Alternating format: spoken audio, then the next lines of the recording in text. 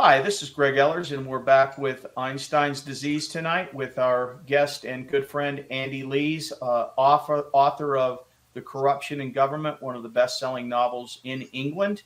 Andy, it was a great first segment laying out to our audience what misallocation means, the basic tenets from talking about gravity and the sun and the clear unobstructed ways that production and productivity can be visualized.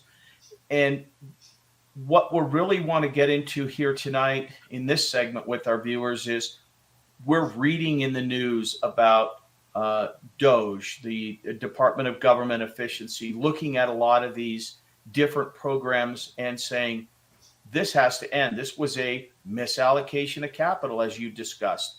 And looking at other elements to our federal government potentially shutting down the Department of Education, another misallocation of capital by some people. And all of these things taking place, people at home are saying, I might lose my job, or my neighbor lost their job, or our company lost revenue because something has been shut down. What I'd like for you to kind of talk with me on in this segment is our audience needs to understand that's an opportunity, because that opportunity means that capital that was misallocated, if you are in a position or have the opportunity to do things new, there's going to be capital for you that can be allocated that can have a much higher level of productivity, not only for yourselves, but as you mentioned in the last segment, GDP's been trending down for a considerable period of time, and that's been due to the misallocation of capital. As we allocate capital correctly, we can actually see real GDP start to turn back up or stop falling. Would you kind of touch on that? Is that I think you're absolutely right. There may initially be some correction. Of course there will. I think you can look at it similarly to Britain in the 1980s under Thatcher. We went into a recession, but that was the best thing that could happen to us at the time. It cleared out a load of rubbish and therefore allowed the system to gradually grow. People that were laid off from government, etc., found productive jobs. But if we go back to that Department of Government Efficiency, from what I understand, and this may be out of date by now, but they've discovered 55 billion of cost savings, 55 billion of waste, complete waste, which was so obviously corrupt that no one other than the recipients of that money could possibly suggest otherwise. The real issue is the money that's not so obvious, which is, as we'll come to, every aspect of government. But let's just look at some figures on this. Several years ago, there was a report, Tax Changes in Economic Growth, Empirical Evidence for a Panel of OECD Countries. And there's been numerous other reports along the same lines. What it basically found was that for every 1 percentage point increase in tax as a percentage of GDP, the average person's wealth, GDP per capita, went down by basically 1 percentage point. So if your tax rate is 50%, the country's tax rate is 50%, the economy's half of the size it should be, effectively. There was another major report, this was in January 2013, Federal Regulation and Aggregate Economic Growth. That found that between 1949 and 2005, the increased regulations in the US had lowered annual GDP growth by an average of about 2 percentage points. And that because of that, US GDP in 2005 was just 28% of where it would otherwise have been. In other words, the economy was less than a third of the size it should be. So there's been an enormous cost from all of this government. We need to get rid of government, free up resources to be used productively. You can look at what is the corruptions. It's everything. It's moral values. It's education that's shifted from science and maths to literatures and arts and things. It's the criminal justice system. I use an example in the UK because at the moment it's so sort of popular. because of all the immigrants coming in, the government's hiding behind human rights laws. Well, human rights means life, the ability to stay alive, really, life, liberty, and property.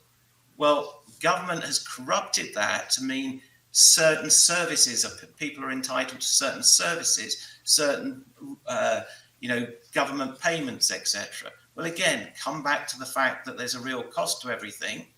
These laws are effectively against human rights. They're killing people in the name of human rights. But let's move back to industry, as you say. We are going to have to expect to see government reduce in size. There's no question. But what has the government spending been on? Think about the Inflation Reduction Act. That was green energy. Everyone knows that green energy does not and cannot work. If you look at green electricity, a very different thing. That's electricity made by, we're getting the solar energy in, the wind energy in, but we made those solar cells and wind turbines on fossil fuels. So it's been massively subsidized. Even with that, renewable energy is in Europe, is about 5 times the price of conventional electricity. Now, if you look at it at a world level, it's more than 10 times, because Europe pays more than twice fossil fuel price to the rest of the world. So there's no way the economies can survive on this. We are destroying society. So yes, if we take a look at that energy element to that, Andy, and the tax. So what our viewers need to understand in America, when we talk about green energy and tax, that means that our government itself, when it's inefficient to produce wind power, say in the state of Texas, they subsidize that by giving the rate purchaser a discount of 25 or 50 cents a kilowatt hour. So it's the same as what it would be if they were buying nuclear power or hydroelectric power. So that subsidy in and of itself that the government is providing so people can afford that electricity is a misallocation of capital, because in a sense they could be using natural gas, they could be using fossil fuels, nuclear, they could be using water, but they're not. They're using these green energy solutions that aren't efficient. So that's a misallocation of capital in and of itself. So if we get rid of that and allow people to go back to industry, to using fossil fuels, assuming there are fossil fuels available, the energy price falls, and so you can create more GDP. So, and with that fall in energy prices, because energy, as you talked about in the first segment, Andy, is really at the very top of everything. We need energy to create all of any and everything we use in society. So if energy prices are able to come down, then affordability, inflation falls, and that in and of itself helps the measurements of productivity, because there's a less misallocation of capital that is improperly subsidizing and creating inflation. You mentioned earlier education in the States.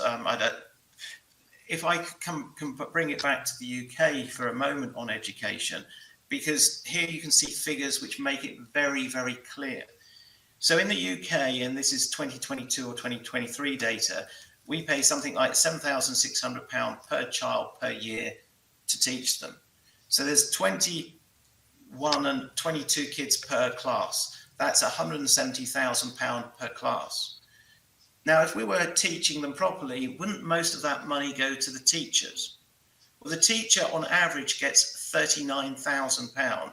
If there's more than 22 kids, or I think it is, they get a teacher's assistant, which gets another 25 grand. So those two between them are just under 70 grand. Where's the other £100,000 going? It's being paid to civil servants and local authority administrators. What are they doing to teach the kids? Nothing. They're putting up barriers. They're causing ridiculous sort of policy ideals, etc. Get rid of them. Get rid of them. Give all the money to teachers. Okay, to begin with, you still got relatively poor teachers, But if you're paying 170 grand a class, you're going to start over the next few years getting some good teachers, creating a lot of much better educated children.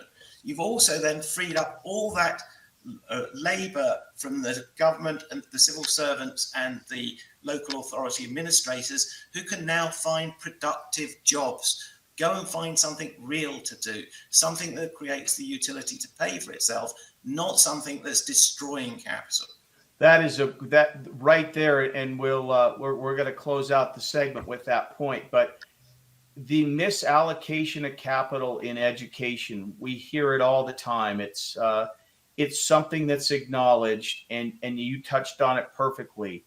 How much money is actually being allocated by that student for that class relative to the bureaucracy behind it? And that's endemic in all elements, as the government's largeness has totally grown to, more than 1 million more civil servants over the last decade or so. And that is where, when we think about this Department of Government Efficiency and misallocation of capital and spending $2 trillion more than what we actually take in as a government, that misallocation has grown substantially.